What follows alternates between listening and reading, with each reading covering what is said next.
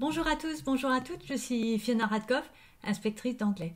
On a eu un webinaire aujourd'hui qui était passionnant sur l'importance de prendre en compte les langues maîtrisées, toutes les langues vivantes maîtrisées par les élèves. Et c'était vraiment très intéressant. Je vous mettrai le lien vers le webinaire sous la vidéo et également je mets le lien vers l'association qui met en place des activités qui permettent de prendre en compte les langues maternelles des élèves. Et donc le webinaire est très intéressant, il est en deux parties.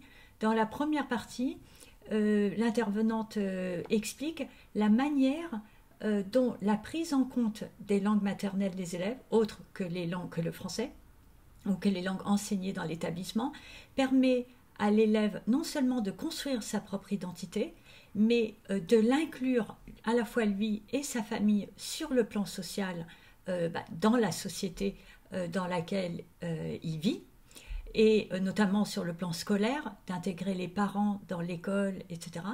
Mais également sur le plan métacognitif, ça permet à l'élève de réfléchir et de faire le lien, donc créer des ponts, entre la langue maternelle de l'élève et les langues qui sont enseignées, le français ou les langues vivantes étrangères, puisque nous, on est concernés par l'anglais. Donc c'est la première partie du webinaire où tout ça est expliqué, en citant notamment de nombreux éléments de la recherche.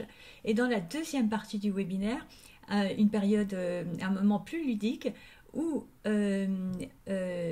on nous demande, donc les professeurs et moi-même, de participer à la comparaison entre des langues. Donc il y a le français, l'anglais, l'italien, l'allemand, etc. Mais il y a également le persan, le russe, etc., le japonais. Et donc comment on arrive à construire des règles en comparant les langues entre elles. Donc c'est vraiment très très intéressant et l'objectif de cette deuxième partie est de vous encourager à faire réfléchir les élèves qui maîtrisent la langue, par exemple le japonais ou l'arabe ou le persan, etc.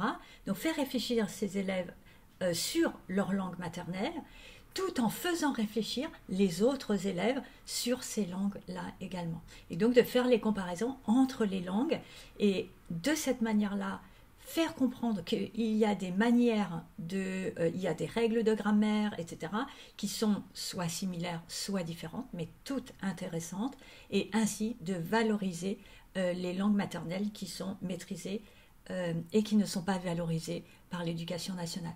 Donc un webinaire très très intéressant, et dès qu'il sera sur l'espace pédagogique, je vous mettrai le lien sous la vidéo, et je mets le lien également vers l'association que vous pouvez contacter pour avoir des activités pour travailler de cette manière-là avec vos élèves.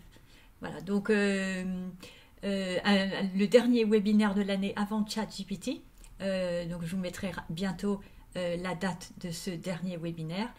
Et je vous souhaite à tous et à toutes une excellente continuation et à bientôt. Au revoir.